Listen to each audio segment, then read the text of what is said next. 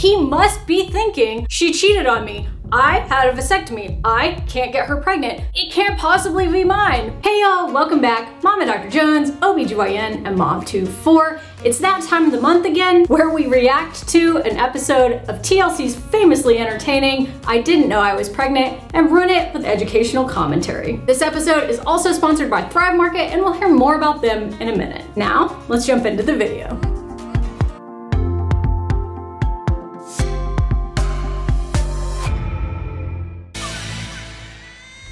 When Dana and Sheldon meet in 1993, at the young age of 16, it was love at first sight.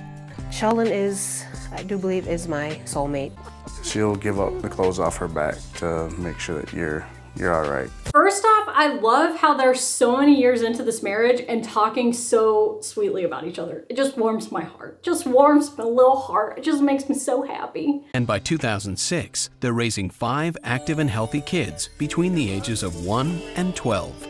As Dana turns 31 and Sheldon approaches 34, they decide their family is complete. As someone who has 4 children, as most of you know, I can definitely understand why after 5 they would decide, you know what, I think we're done here. This is chaos. I think we're gonna call it quits on the birthing more babies aspect. Have kids is like a nightmare, but a good nightmare.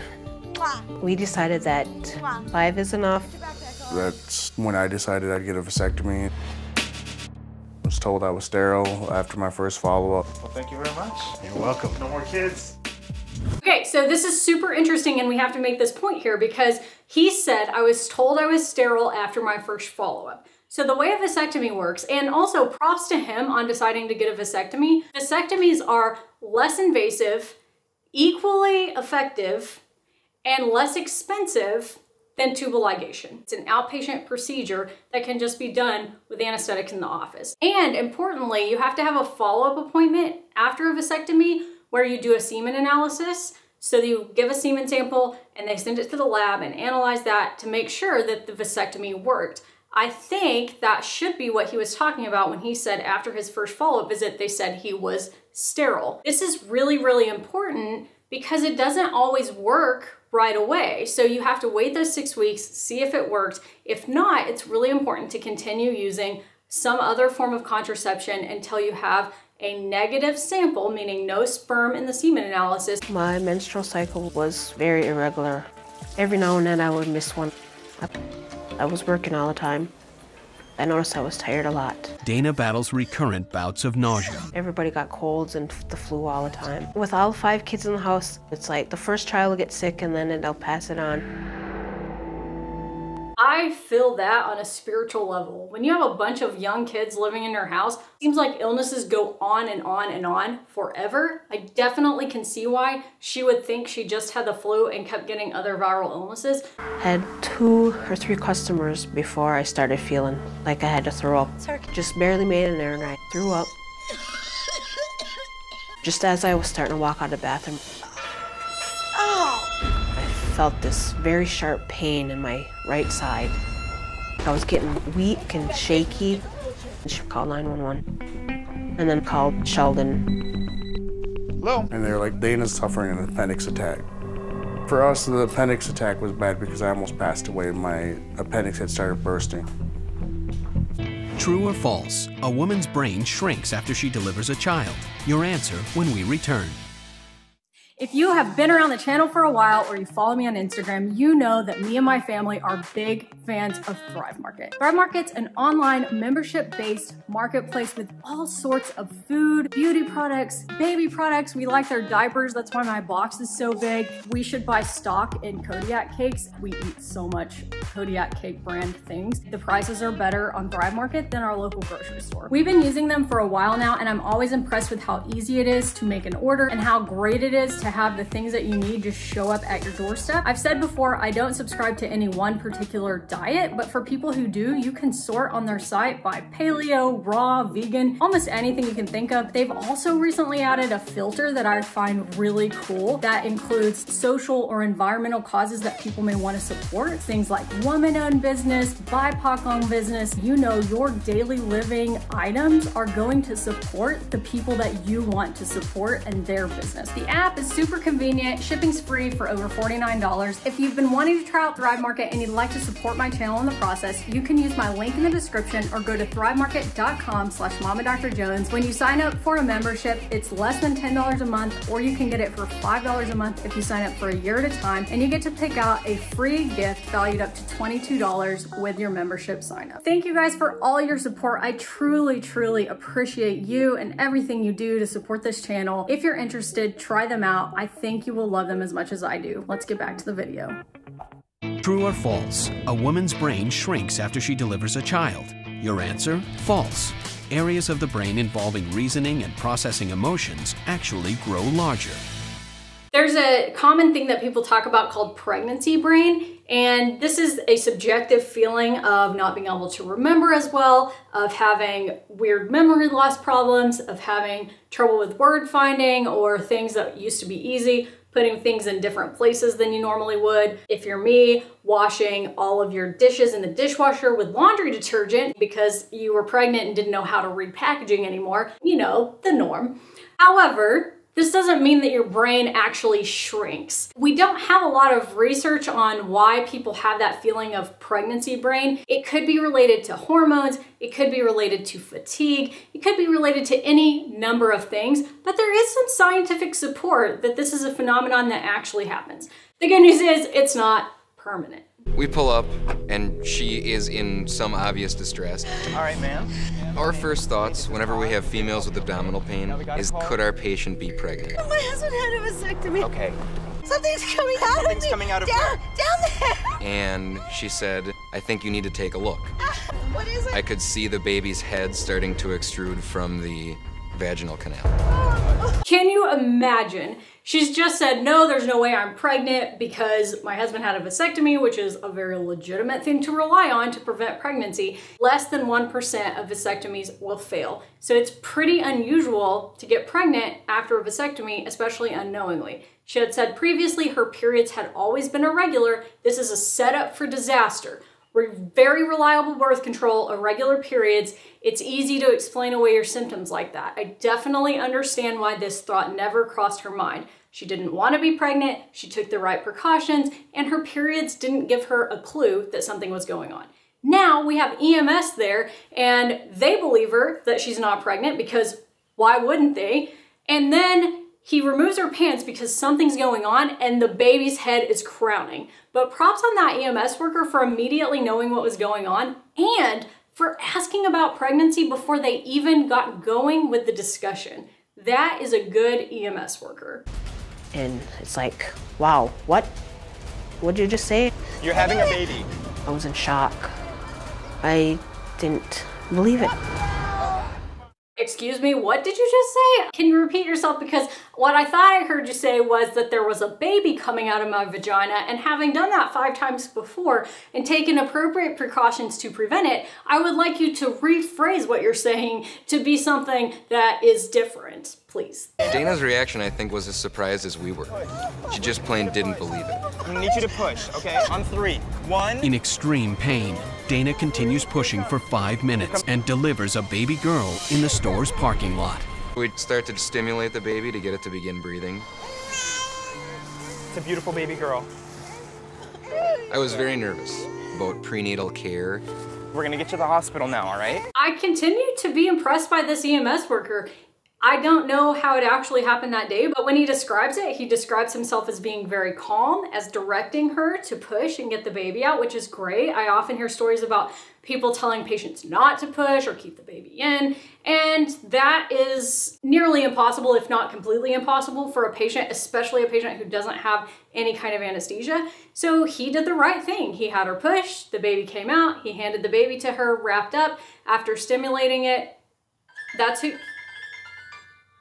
How dare you interrupt my filming? Telemarketers truly have no respect these days.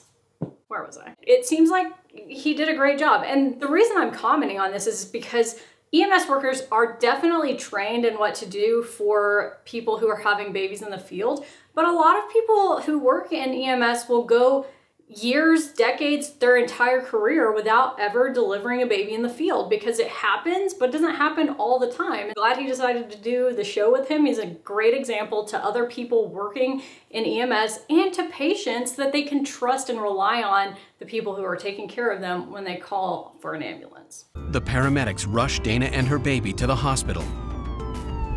Her husband Sheldon arrives first, still thinking Dana is suffering from appendicitis. And then they had told me, did you know that your wife was pregnant? I turned like 3 different shades of white. I started getting a little woozy, and I was like, what do you mean, was pregnant? They're like, your wife is en route with your newborn daughter.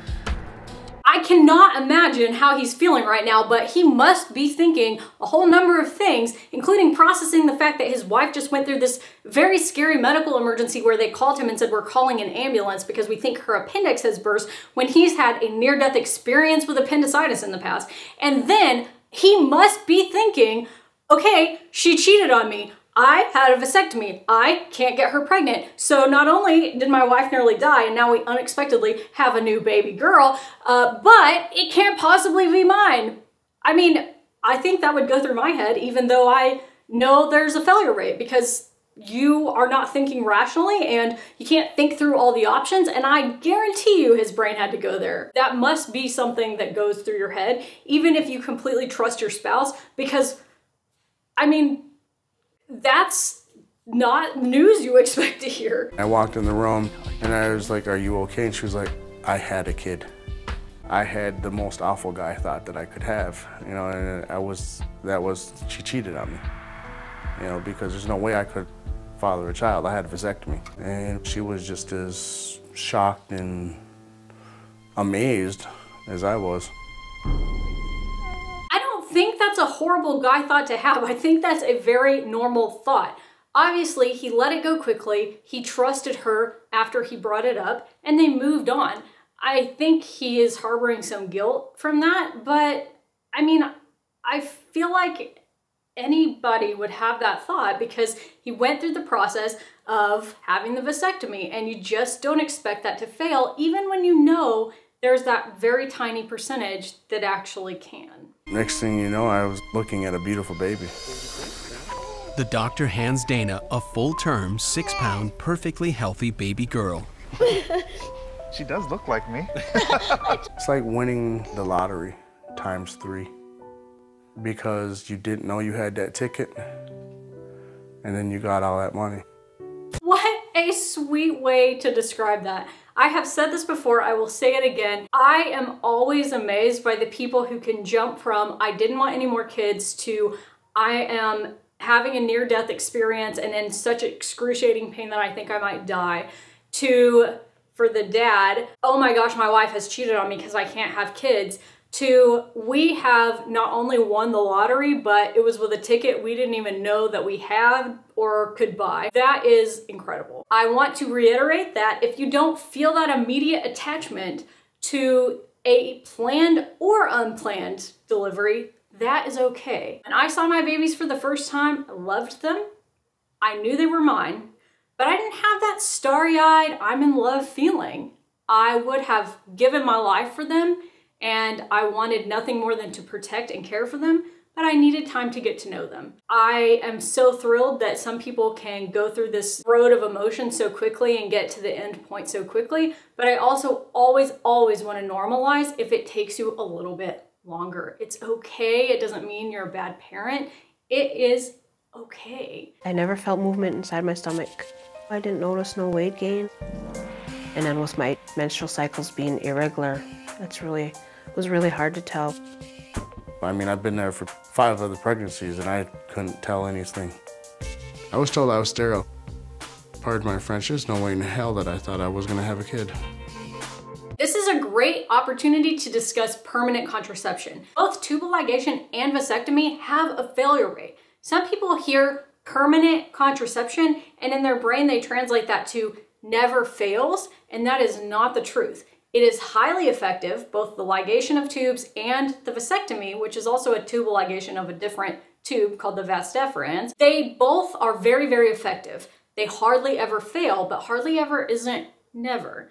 No form of contraception is going to be 100%.